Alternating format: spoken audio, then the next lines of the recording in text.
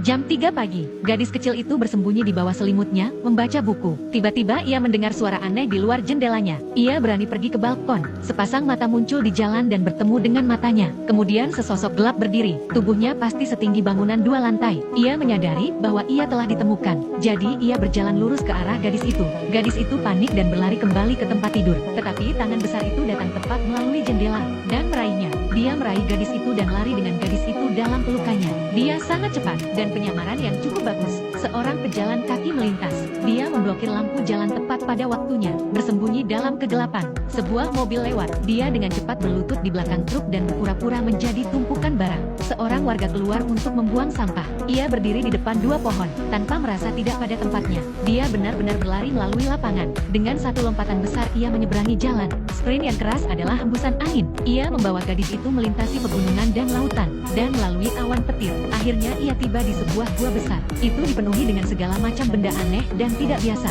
Gadis itu tergantung di dahan pohon dengan selimutnya. Dia mengintip ke dalamnya. Di sini, seorang raksasa sedang mengasah pisau. Di sana ada sebuah jendela. Gadis itu mencoba melarikan diri, memanjat sepanjang batang pohon. Tepat saat ia mendorong jendela terbuka, ia terlempar ke dalam panci oleh raksasa. Gadis itu ketakutan. Raksasa itu mengatakan kepada gadis itu, ada banyak raksasa di luar sana yang memakan manusia. Tergantung pada selera mereka, mereka memiliki nama khusus untuk mereka. Me?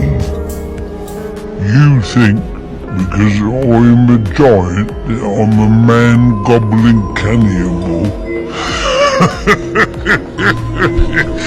Gadis itu bahkan lebih ketakutan. Pria raksasa tua itu menghampirinya dengan wajahnya. Anda berpikir karena saya seorang raksasa. Dan kemudian, pria raksasa tua itu kemudian memakan labu besar yang tampak lengket. Sambil menjelaskan kepada gadis itu, dia tidak membawanya ke sini karena dia ingin memakannya. Tetapi ia khawatir jika gadis itu melihatnya. Ia khawatir jika wanita itu melihatnya. Ia akan menyebarkan berita tentang keberadaan para raksasa. Dan ras misterius mereka akan terungkap. Ketika gadis itu mengetahui bahwa orang tua itu bukan orang jahat, dia segera memberanikan diri dan meraih gadis itu, mengatakan bahwa di luar berbahaya, jangan melarikan diri tanpa izinnya. Ia kemudian menempatkan gadis itu di tempat pengintai kapal layar dan membiarkannya tidur di dalamnya pada malam hari. Namun setelah ia tertidur, orang tua itu pergi melalui gua menuju air terjun. Menarik kendali, sebuah jembatan turun ke bawah. Ia datang ke bengkelnya, botol-botol dan stoples berisi benda-benda berwarna-warni. Semua impian manusia. Dia mengambil sebuah guci. Merah berarti dipenuhi dengan mimpi buruk. Kemudian ia mengutak-atiknya.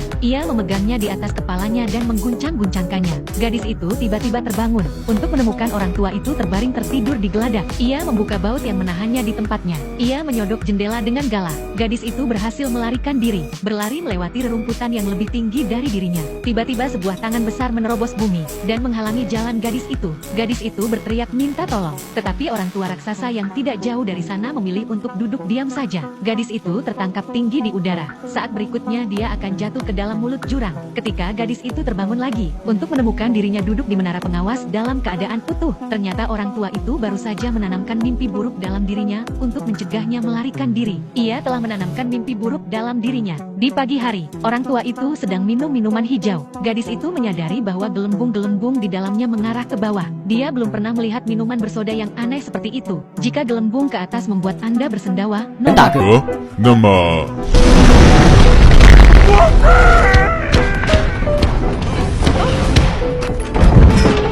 orang tua itu merasa senang, tetapi suara kentutnya menarik pengunjung yang tak terduga. Raksasa itu mencium bau manusia, mencari di mana-mana. Gadis itu memiliki kejeniusan yang luar biasa. Dia masuk ke dalam labu besar di atas meja.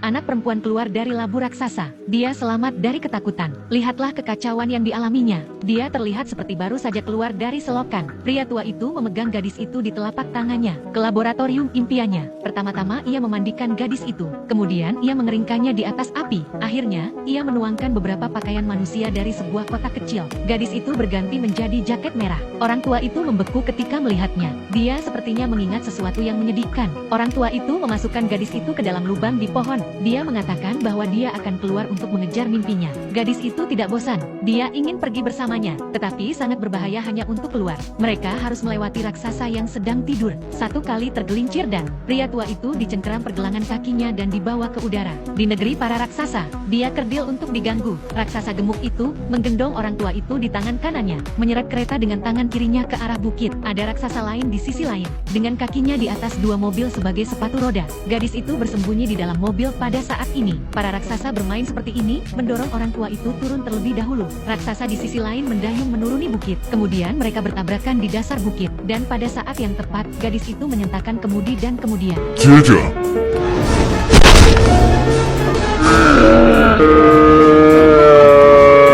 sulit untuk mengetahui siapa yang harus merasa kasihan. Baru saja, langit penuh dengan awan, dan tak lama kemudian hujan turun dengan deras. Dan raksasa-raksasa ini takut akan air. Mereka semua bersembunyi. Orang tua itu mengambil kesempatan untuk memasukkan gadis itu ke dalam tasnya. Akhirnya mereka berangkat dalam perjalanan mereka. Mereka mengikuti garis puncak melalui awan. Mereka berjalan dari siang hingga malam. Akhirnya mereka berada di negeri impian fantasi. Orang tua itu lepas landas dengan cepat, dan terjun ke sungai, langsung ke dunia lain. Gadis itu mengikuti langkah orang tua itu, dan melompat ke sungai. Gravitasi berbalik seketika. Orang tua itu membalikkan gadis itu. Ia berkata dengan cara yang mendalam. this be where all my dreams is beginning. Di sini orang tua itu menemukan emas yang sangat langka. Bermimpi ia mengambil jaring mimpinya, tetapi ia tidak bisa menangkapnya. Sampai ia perlahan-lahan berhenti di depan gadis itu. Baru kemudian orang tua itu menangkapnya. Kemudian keduanya datang ke dunia manusia. Menangkap mimpi hanyalah langkah pertama. Sekarang, yang harus dilakukannya hanyalah meledakkan mereka. Anak babi itu memasukkan mimpi itu ke dalam pengeras suara, dan meniup ke dalam anak laki-laki yang sedang tidur. Mimpi biru memasuki otaknya dengan nafasnya. Anak laki-laki itu mengalami mimpi yang sangat memuaskan malam itu. Dalam perjalanan pulang, orang tua itu menyadari bahwa selimut nyaman gadis itu hilang, dan ini pasti akan tercium oleh para raksasa lainnya. Itu berarti bahwa para raksasa mengetahui keberadaan gadis itu. Untuk berada di sisi yang aman, orang tua itu mengirim gadis itu kembali ke panti asuhan di mana ia pernah tinggal. Ia mengatakan bahwa suatu ketika seorang anak kecil telah menjadi temannya, tetapi anak itu dimakan oleh para raksasa. Orang tua itu tidak ingin hal itu terjadi lagi. Gadis itu sedih. Ia tidak ingin kembali ke panti asuhan. Bahkan jika raksasa itu berbahaya, ia tidak takut gadis itu akan mati. Orang tua itu memiliki jantung yang lemah. Mereka kembali ke negeri para raksasa, mendiskusikan cara agar tetap tidak terdeteksi. Tapi saat itu, para raksasa mencium baunya dan menerobos masuk, mengobrak-abrik lemari mencari gadis itu, menghancurkan semua mimpi yang telah diburu orang tua itu selama bertahun-tahun. Jadi, orang tua itu, yang selalu menjaga lidahnya, akhirnya meledak. Pertama, api, kemudian air. Ia mengusir para raksasa itu. Tetapi ini bukan lagi suatu pilihan. Jadi gadis dengan selera humor yang jahat, memiliki gagasan yang sekali dan untuk selamanya. I have a plan. A plan? We are going to the Queen.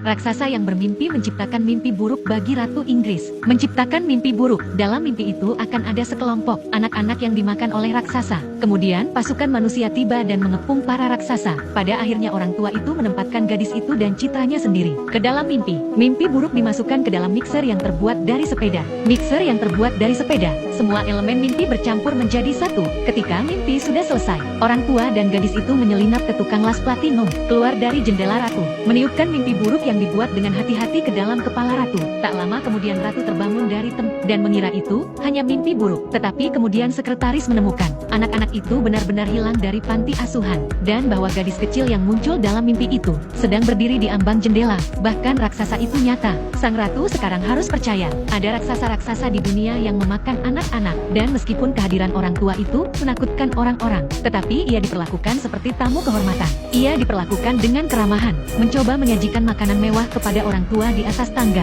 Rasanya seperti tidak ada yang pernah ia rasakan sebelumnya. Dalam beberapa saat, para jenderal senior Inggris tiba. Orang tua itu menunjukkannya pada peta lokasi para raksasa. Dalam 10 jam mereka akan keluar untuk mengepung para raksasa. Sebagai imbalannya, orang tua itu menuangkan segelas minuman kepada semua orang yang hadir. Air soda buatan sendiri, termasuk anjing Gyo kerajaan, dan meminumnya. Setelah itu semua orang berada di tempat.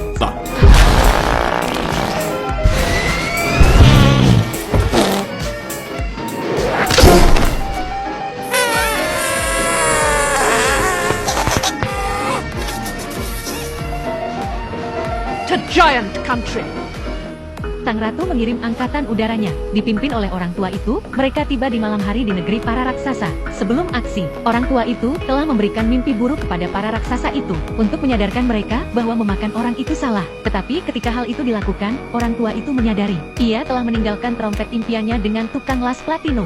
Jadi tanpa mengucapkan sepatah kata pun, gadis itu, dan melompat ke dalam raksasa dengan mimpi buruk dalam pelukannya. Tetapi secara tidak sengaja membangunkan raksasa. Gadis itu menghancurkan botol. Dia menghancurkan botol itu dan memberikan mimpi buruk bagi para raksasa lainnya. Ketika mereka terbangun, mereka semua menyesal telah memakan orang. Tetapi hanya bos para raksasa yang begitu bertekad untuk mengubah caranya. Saat ia mengepalkan tinjunya dan bersiap untuk memukul orang tua itu, helikopter muncul tepat pada waktunya untuk mengikat pergelangan tangan raksasa itu. Pasukan khusus diterjunkan ke bawah, dan dengan semangat yang sama seperti dalam pertempuran. Satu persatu, para raksasa tertangkap dalam jaring. Mereka dijatuhkan di udara. Kemudian angkatan udara menjatuhkan para raksasa di pulau terpencil. Pulau terpencil yang dikelilingi oleh laut, dan kemudian menjatuhkan sekumpulan labu raksasa dan biji-bijian, sehingga mereka bisa menumbuhkan tanah mereka sendiri. Setidaknya ada sesuatu untuk dimakan, dan hanya vegetarian.